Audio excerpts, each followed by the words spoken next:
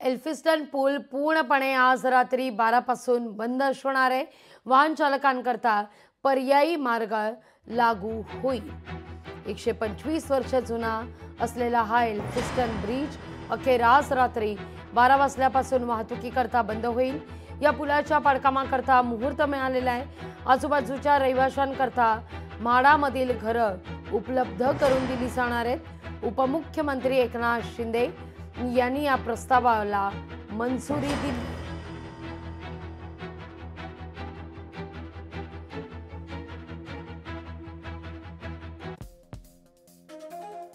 पूर्वेकडून पश्चिमेकडे अर्थात Dadar east west Tilak bridge पर्यायी मार्ग आपण पाहतोय।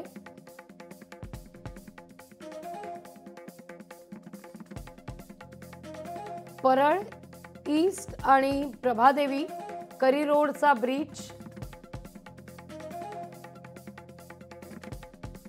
Parel Byculla east Prabhadevi Worli sea link जो चिंचपोकळी ब्रिज मानला जातो।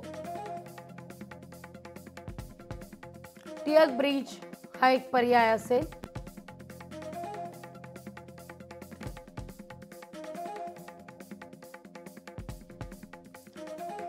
तर Prabhadevi lower Parel Tata hospital Curry road bridge इथून एक पर्यायी मार्ग असेल।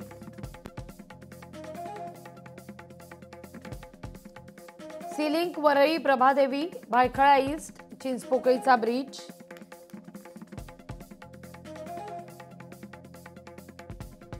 जगाचा आढावा घेतला आपल्या प्रतिनिधी भाग्यश्री प्रधान आचार्य यांनी।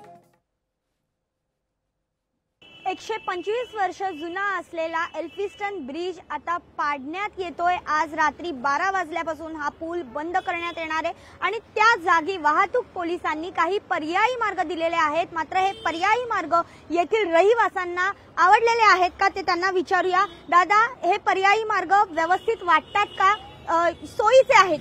नाही, सोयीचे तर अजिबात नाही। कारण हा इथे 5 हॉस्पिटल्स आहेत। त्या हॉस्पिटलला जाण्यासाठी दिवसभरामध्ये जवळजवळ 70 ते 80 ॲम्ब्युलन्स जात असतात आणि त्याचबरोबर हे एवढं हेवी ट्रॅफिक इथे आहे, तर ते पेशंट त्या हॉस्पिटलपर्यंत कसे काय पोहोचणार काय? तर हा एक मोठा प्रश्न आहे।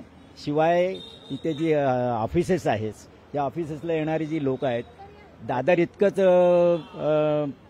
पब्लिक या स्टेशनला वरती उतरतात, तर त्यांच्यासाठी काय सोय केलेली आहे काय नाही आहे, तुम्ही याचा विचार करू शकता की बरोबर आहे। त्यांना अगोदर दिलंच पाहिजे आणि एरियातच दिला पाहिजे, विथिन 3 किलोमीटर दिला पाहिजे त्या लोकांना, नंतरच तुम्ही तोडा। बस आमचं एकच म्हणणं आहे।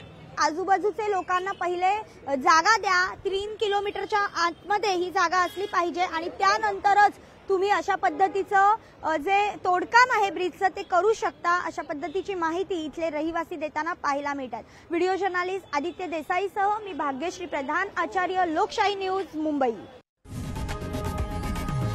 लोकशाही मराठी ऐका, पहा, जागरूक रहा।